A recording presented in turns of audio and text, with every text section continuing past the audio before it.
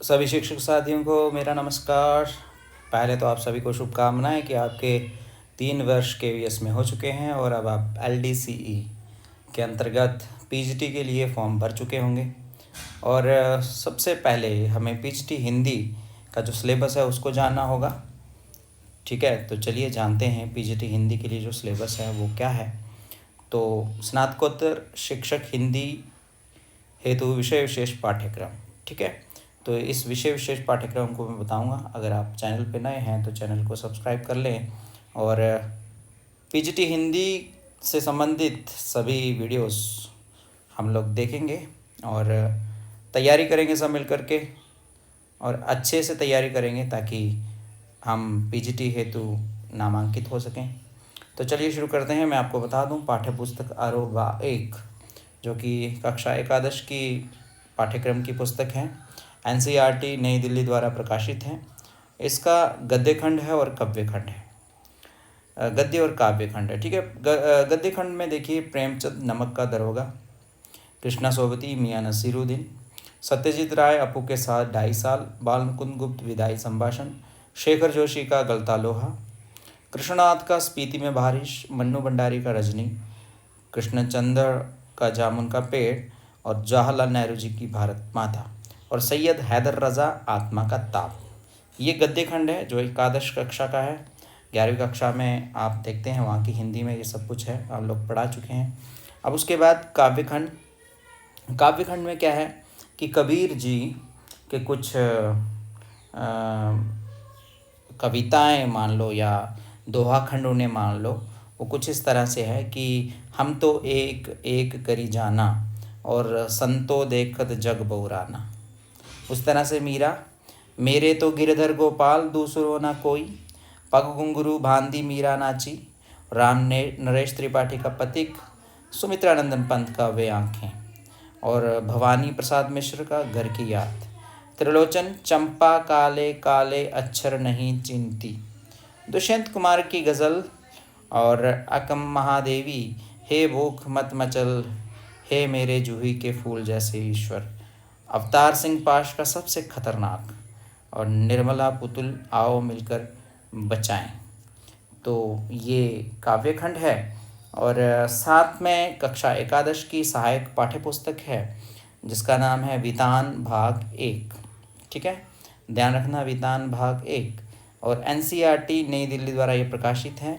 इसमें कुछ 5 ही जो छोटी छोटी पाठ हैं वो है कुमार गंधर्व का भारतीय गायिकाओं में बेजोड़, लता मंगेशकर और अनुपम मिश्र की राजस्थान के रजत बूंदें, और बेबी हलदार आलो अंधारी भारतीय कलाएं लेखकों के बारे में। तो ये कक्षा एकादश उसी के लिए ये पुस्तक है, और पुस्तक का नाम है हमारा आरोह भाग 1। अब बात करते हैं हम आरोह भाग 2 की। तो NCERT के द्वारा ये पुस्तक प्रकाशित है। इसका जो काव्य खंड है पहले उसको देखते हैं। हरिवंश राय बच्चन जी का आत्मपरिचय, एक गीत, आलोक दनवा का पतंग, कुंवर नारायण का कविता के बहाने, बात सीधी थी पर, और रघुवीर साय का कैमरे में बंद अपाहिज, गजानन माधव मुक्तिबोध का सहर्ष स्वीकारा है, शमशेर बहादुर सिंह जी की उषा, सूर्यकांत त्रिपाठी निराला जी की बादल राग, और तुलसीदास जी की कवितावली, लक्ष्मण मूर्छा और राम का विलाप, फिराक गोरखपुरी का रुबाइयाँ और गज़ल, और उमा शंकर जोशी का छोटा मेरा खेत, और बगलों के पंख। हमने MA में भी, MA हिंदी में ये सब टॉपिक पढ़े हुए हैं, लेकिन जब हम द्वादश कक्षा को पढ़ते हैं तो तब आपको इस पुस्तक से जो पाठ हैं वही पढ़ाने हैं। और गद्य खंड, महादेवी वर्मा जी का भक्तिन, जैनेन्द्र कुमार जी का बाजार दर्शन, धर्मवीर भारती का काले मेघा पानी दे, फणीश्वर रात रेणु का पहलवान की ढोलक, विष्णु खरे चार्ली चैपलिन यानी हम सब, और रजिया सज्जाद जहीर का नमक, हजारी प्रसाद द्विवेदी का शिरीष के फूल, बाबा साहेब भीमराव अम्बेडकर जी का श्रम विभाजन और जाति प्रथा, मेरी कल्पना का आदर्श समाज। उसी तरह से सहायक पाठ्य पुस्तक वितान है, भाग 2, NCERT नई दिल्ली द्वारा प्रकाशित है। मनोहर श्याम जोशी सिल्वर बैंडिंग, आनंद यादव का जूझ, ओम थानवी अतीत में दबे पाऊँ, एन फ्रैंक डायरी के पन्ने। तो ये तो थी हमारी पाठ्य पुस्तकें कक्षा एकादश और द्वादश की। तो आप जानते हैं कि जो पिछली बार हमारा LDCE के लिए जो भी क्वेश्चन पेपर आया था वो तो ऑफलाइन था, इस पर ऑनलाइन होने वाला है। और ऑनलाइन में हमें लिखना नहीं है बल्कि ऑप्शनल क्वेश्चंस होंगे, जिसको हम लोग ऑब्जेक्टिव टाइप क्वेश्चंस कहते हैं, विकल्पात्मक प्रश्न होंगे। इसलिए आपको इन सभी कहानियों को अच्छे से पढ़ना है और पढ़ने के बाद हर एक जो महत्वपूर्ण बिंदु हैं उनकी चर्चा भी करनी है। हाँ, सबसे पहले तो हमने यही करना है कि इनको पढ़ लेना चाहिए। सबको पढ़ लेंगे ना जब एक बार, तो पढ़ने के बाद हमारी जो है प्रैक्टिस थोड़ी अच्छी होने लग जाएगी। तो सबसे पहले तो हमें नहीं पढ़ना है सबको, ठीक है। अब इसमें ऐसा नहीं है कि अब व्याकरण नहीं आएगी, है ना। तो ये तो हमारा था रीडिंग कम्प्रीहेंशन का सब्जेक्ट रिलेटेड। तो अब थोड़ा व्याकरण, जिसको ग्रामर कहते हैं, उसके बारे में जान लेते हैं। बिंब, अलंकार, छंद तथा काव्य रूप। जैसा कि कोई भी भाषा वाला जो व्यक्ति होगा वो इन सब बातों से पहले से ही परिचित होगा, बस थोड़ा अध्ययन करना है। और कोड मिक्सिंग तथा कोड स्विचिंग, पद तथा पदक्रम, संज्ञा एवं संज्ञा भेद, लिंग, वचन, कारक, सर्वनाम एवं सर्वनाम भेद, विशेषण एवं विशेषण भेद, प्रविशेषण, क्रिया एवं क्रिया भेद, वाच्य, अव्यय एवं अव्यय भेद और निपात।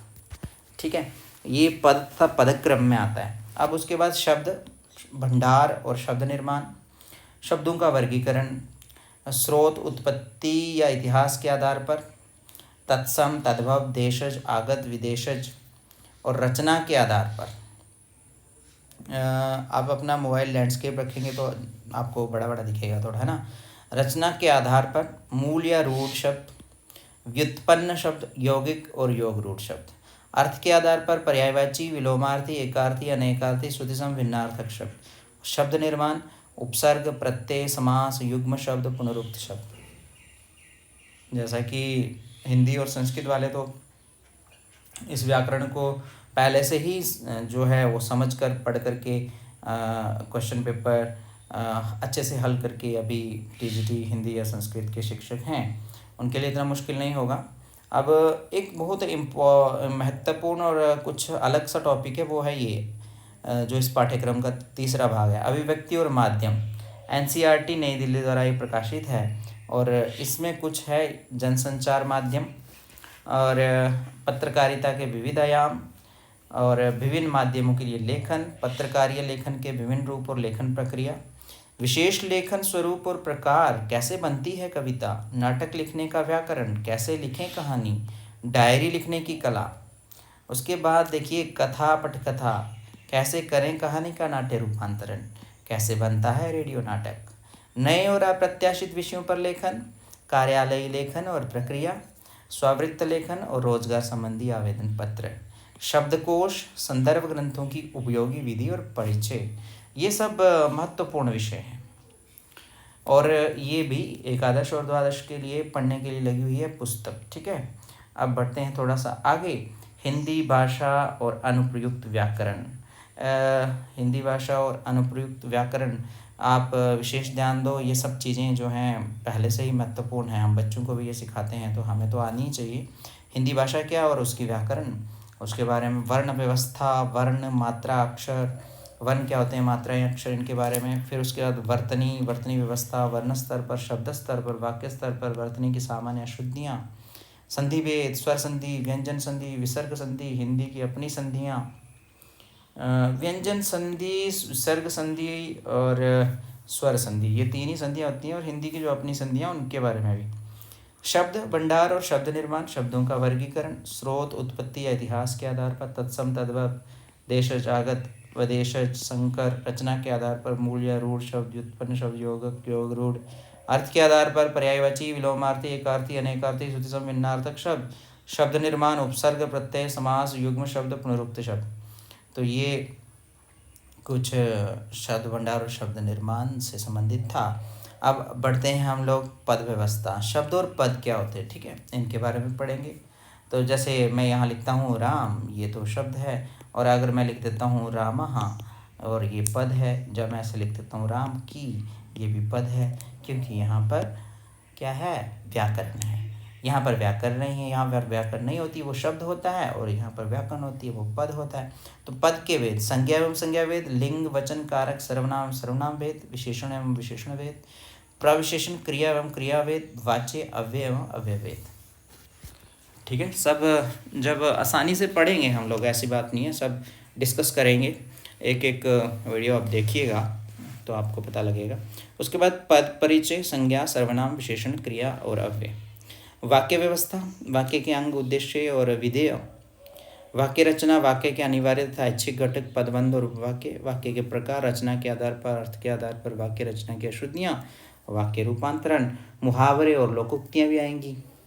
ठीक है, ये भी आएंगे मुहावरे और लोकोक्तियाँ। कितने ही मुहावरे और कितनी ही लोकोक्तियाँ हमें याद करनी है। अलंकार, अनुप्रास, पुनरुक्ति, यमक, उपमा, उत्प्रेक्षा, रूपक, अतिशयोक्ति और मानवीकरण अलंकार, इनको भी अच्छे से लर्न कीजिए। और खंड ख, इसमें अवबोधन तथा रचनात्मक अभिव्यक्ति है। पाठबोधन, अपठित पद्य एवं गद्य और लिखित रचना, पत्र लेखन, प्रार्थना पत्र, आवेदन पत्र, बधाई पत्र, शुभकामना पत्र, निमंत्रण पत्र, संवेदना पत्र, शिकायती पत्र, समस्या संबंधी प्रकाशनात्मक पत्र, अनुच्छेद लेखन में स्ववृत्त लेखन, संवाद लेखन, विज्ञापन लेखन और सूचना लेखन। अब आप सोचेंगे कि ये तो हमें जब लिखना है ही नहीं है, डिजिटल तरीके से होगा हमारा एग्ज़ाम, तो फिर ये सब कैसे करना है। तो जैसे आप अभी देखते होंगे क्लास 10th में संस्कृत जो बच्चे पढ़ते हैं ना, उनको पत्र आता है लेकिन उनको ऑब्जेक्टिव टाइप, विकल्पात्मक आता है, तो वैसा ही आएगा। तो उसके लिए हमें तैयारी करनी है। ठीक है, तो ये तो था हमारा सिलेबस। क्या कहना चाहेंगे आप सिलेबस के विषय में? आसान है या मुश्किल है, मुझे ज़रूर बताएं। और जो भी पुस्तकें हैं और जो भी इससे संबंध में कोई भी स्टडी मटेरियल है, नीचे आप डिस्क्रिप्शन में जाएं, वहाँ पर मैं एक गूगल ड्राइव से एक लिंक क्रिएट कर दूँगा। आप भी चाहें तो उसमें ऐड करें और वहाँ पर बहुत सारी सामग्री आपको पीजीटी हिंदी से रिलेटेड पढ़ने को मिल जाएगी। ठीक है, चैनल से जुड़े जरूर रहिएगा। वीडियो को लाइक करें, शेयर करें, बाकी तक भी पहुंचाएं और सब्सक्राइब कर लो चैनल को अभी से अभी। और पढ़ने के लिए ना एकदम से तैयारी शुरू आज से कर दो। ठीक है, शिक्षक साथियों को मेरा एक बार फिर से नमस्कार, बाय बाय, धन्यवाद। फिर मिलते हैं दूसरी वीडियो में।